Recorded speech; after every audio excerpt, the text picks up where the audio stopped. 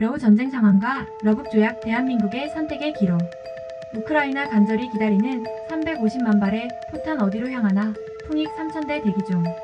키예프 독립에 따르면 8월 15일 우크라이나 대통령 볼로디미르 젤렌스키는 고위 군사 지휘관들과 회의를 가졌습니다. 회의 후 젤렌스키 대통령은 우크라이나 군대가 러시아로부터 수드자 마을을 완전히 탈환했다고 발표했습니다. 우크라이나 언론에 따르면 우크라이나 군대는 8월 7일부터 수드자에 진입했지만 젤렌스키 대통령이 이 지역을 장악했다고 공식적으로 확인한 것은 이번이 처음입니다. 수드자는 쿠르스크 지역에 위치한 전략적 거점으로 중요한 철도와 가스관이 집중된 곳입니다. 젤렌스키 대통령에 따르면 우크라이나 군 총사령관 올렉산드르 시르스키는 쿠르스크 지역의 82개 정착촌을 우크라이나 군대가 장악했다고 보고했습니다. 현재까지 우크라이나 군대는 35km 이상 진격하여 쿠르스크에서 1.150제곱킬로미터의 영토를 통제하고 있습니다. 시르스키 총사령관은 우크라이나 군대가 쿠르스크주에서 처음으로 군사정부를 수립했다고 확인했습니다. 이 군사정부는 전 합동작전군 제2F 사령관 에드와르드 모스칼리오프 장군이 이끌 때입니다. 시르스키 총사령관은 군사정부의 수립이 법과 질서를 유지하고 우크라이나가 통제하는 지역의 주민들의 주요 요구를 충족시키기 위한 것이라고 강조했습니다. RT에 따르면 러시아 정부는 쿠르스크 지역에서 9.500명 이상의 주민을 대피시켰으며 해당 지역에 1.300톤의 인도적 지원 물자를 보냈습니다. 우크라이나 대통령 젤렌스키는 군대의 주요 성과를 발표했으며 쿠르스크 지역의 여러 정착촌을 장악했다고 밝혔습니다. 이러한 승리는 러시아의 지역 내 세력을 약화시켰을 뿐만 아니라 러시아의 지역 안보와 대외 전략에 새로운 도전을 제기하고 있습니다. 이러한 상황에서 러시아는 특히 한국이라는 강력한 군사력을 가진 국가와 서방 세계와의 강력한 연대를 고려해 국제사회의 강력한 반응에 대해 우려를 나타내기 시작했습니다. 우크라이나의 수드자와 인근 지역에서의 강력한 존재는 러시아 군대를 물리칠 뿐만 아니라 이 갈등이 유럽 국경을 넘어 확산될 가능성에 대한 우려를 불러일으키고 있습니다. 이는 러시아가 한국을 포함한 다른 국가들과의 직접적인 충돌을 피하기 위해 전략을 조정하도록 압박하고 있습니다. 한국은 러시아가 맞서게 된다면 심각한 손실을 초래할 수 있는 잠재적인 상대입니다. 이러한 배경 속에서 러시아 대통령 푸틴은 한국에 대한 태도를 조정하는 예상치 못한 움직임을 보였습니다. 이는 많은 분석가들이 한국과의 직접적 대결을 피하고 세계적인 방위 생산 능력을 갖춘 국가인 한국을 적대시하지 않기 위한 조치로 해석하고 있습니다. 러시아의 이러한 태도 변화는 한국이 우크라이나에 대해 무제한 지원할 가능성에 대한 우려를 반영할 뿐만 아니라 글로벌 안보 질서에서 한국의 점점 더 중요한 역할을 강조하고 있습니다. 쿠르스크에서의 긴장 고조와 한국의 압력에 대한 러시아의 반응은 이 분쟁이 단지 유럽에만 국한되지 않고 아시아 지역에도 영향을 미칠 수 있음을 시사합니다. 한국은 현재 세계 강대국들의 전략을 형성하는 중요한 요소로 자리매김하고 있습니다. 러시아와 북한의 회담 이후 한국이 우크라이나에 무기를 지원할 가능성이 상당히 높아지고 있습니다.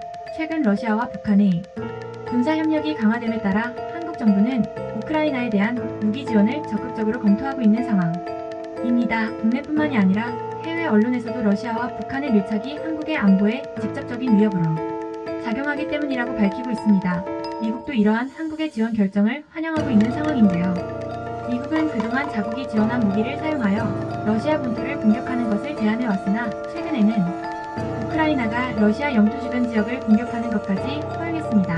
더 나아가 러시아 본토 전역을 목표로 하는 공격도 허가하여 모스크바까지 장거리 미사일 공격이 가능해졌습니다. 특히 서방에서 지원한 공중 발사 순항 미사일의 사거리가 수백 킬로미터에 이르고 우크라이나 국경에서 모스크바를 타격할 수 있는 상황이 조성되고 또한 미국은 우크라이나 방어를 위해 패트리어트 대공 방어 미사일 체계의 모든 생산량을 우선적으로 우크라이나에 집중하기로 결정했습니다. 이와 같은 맥락에서 한국이 우크라이나의 어떤 공격, 무기를 지원하는 것에 대해 세계의 이목이 집중되고 있습니다. 그중 대표적인 게 대곡포탄과 풍익 자주포가 주목을 받고 있습니다. 한국은 북한과 러시아 간의 군사협력에 대응하여 테러 독자 제재를 강화하겠다고 밝혔습니다. 관련 전문가들의 분석에 따르면 한국이 우크라이나의 무기 지원을 공식화할 경우 러시아가 북한에 대한 첨단 무기 또는 핵심 기술 지원을 강화할 가능성을 우려하고 있는데 이는 북한의 재래식 무기 현대화를 통해 한국의 안보를 매우 심각한 영향을 미치는 것뿐만 아니라 한미 동맹에 대한 억제력을 높일 수 있는 요인으로 적용할 수 있습니다.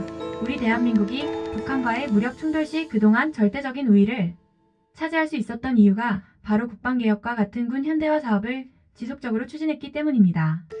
아무리 북한이 군사적 긴장감을 조성해도 우리 국군이 절대적인 질적 우위를 점하고 있었기 때문에 북한이 양적 팽창을 주도해도 우리 군은 북한을 압도할 수 있었습니다. 하지만 러시아가 북한에게 현대화된 군 기술을 지원한다면 우리의 질적 우위는 반감될 수밖에 없는 것이 사실입니다. 이 때문에 우리 정부가 러시아의 러브회담에 촉각을 곤두세우고 있는 것입니다. 그렇다면 한국이 우크라이나의 살상이나 비살상 무기를 지원하기 위한 확실한 명분이 있어야 할 텐데요. 국제사회에서 타국의 명분 없는 무기 지원은 오히려 우리 대한민국에게 독이 되어 돌아올 것은 자명하기 때문입니다. 하지만 대한민국은 우크라이나의 어떤 무기를 지원하더라도 올바른 명분은 차고 넘칩니다. 국가안보실장은 북한과 러시아 간의 포괄적인 전략적 동반자 관계조약 체결에 대해 정부의 입장을 표명했습니다. 그는 이 조약이 북한의 군사적 중강을 도울 수 있으며 이는 유엔 안보리 결의에 위배된다고 강하게 비판했습니다. 북러의 이러한 협력은 국제사회 책임과 규약을 저버리는 행위로 한 러 관계에도 부정적인 영향을 미칠 수밖에 없습니다. 이 때문에 국가안보실장은 러시아가 북한의 첨단 군사기술을 이전하지 않는 한 우크라이나에 대한 살상 무기 지원을 재검토하겠다고 밝혔습니다. 세계군 전문가들은 한국이 우크라이나에 지원하는 무기가 어떤 것이 될지 분석하고 있습니다. 그리고 유력한 후보로 떠오르는 게 바로 배고프탄과 풍익 자주포입니다.